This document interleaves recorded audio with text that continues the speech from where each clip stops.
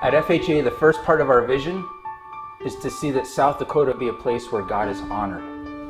1 Peter, he says, I urge you, abstain from passions of the flesh. Keep your conduct honorable. When they speak against you as evildoers, one day they're going to see your good deeds, and one day they are going to glorify God. So, be subject. And then he gives some application of who to be subject to, whether it be to the emperor or to the governors, whoever it is. So in our situation here in America, who are we subject to?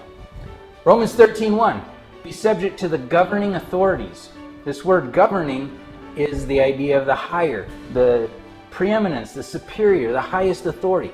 What is the highest authority in America? Who does everybody answer to? It's the Constitution. And it starts out with we the people. It's our responsibility. So he's calling us to be subject to what rules our country. And that's the Constitution. At Family Heritage Alliance, our vision is to see South Dakota be a state where God is honored, religious freedom flourishes, families thrive, and life is cherished. Our mission is to protect and promote faith, family, and freedom. And we do this in two ways. One, we're your eyes and ears in the political arena. We'll let you know what's going on. And two, we educate and equip Christians to get involved who also share this vision. And here is one of the ways we can help you. You could be a member of a community impact team, more commonly known as a CIT, and recently referred to as a culture impact team. CITs provide lay leadership under the authority of the pastor for congregational response to both the moral and social issues that impact our local communities, our state, and nation. There are four primary roles of a CIT. First one is to inform church leadership and the congregation about issues that affect our community or culture.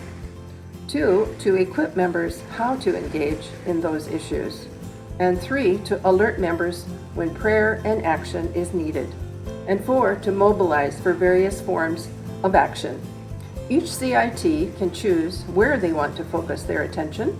It may be on the election process for both local and state government. It could be monitoring textbooks in our schools or helping the hurting. You have many options. The ministry of the Community Impact Team helps provide the answer that many Christians are asking, and that is, what can I do? Ecclesiastes 4:12 says, though one may be overpowered, two can defend themselves. A cord of 3 strands is not quickly broken. When we combine the work of the Holy Spirit, your efforts, along with FHA and other like-minded organizations, we can have great influence and power in our culture for the glory of God.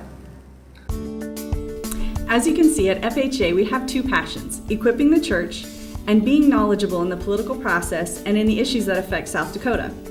We want the church engaged and having an impact, and our policy team staying current with details in South Dakota. With these two passions, we have one goal: game day. When it's time to act, we connect with you through emails, Facebook, radio updates, personal emails, and community impact teams at your church.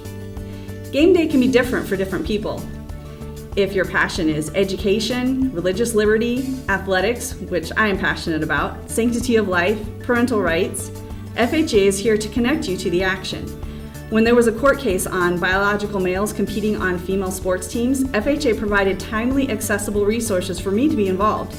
Whatever is important to you, FHA works so that together we have a greater impact in South Dakota for faith, family, and freedom. Daniel 11:32 states, "The people that know their God shall stand firm and take action." Well, that defines the Family Heritage Alliance because it stands firm and it takes action. And we do that by maintaining constant contact with our Washington, D.C. congressional delegation. And here in South Dakota, the FHA Action Team lobbies full-time in Pierre during the annual legislative session, standing firm for our values, and it takes action.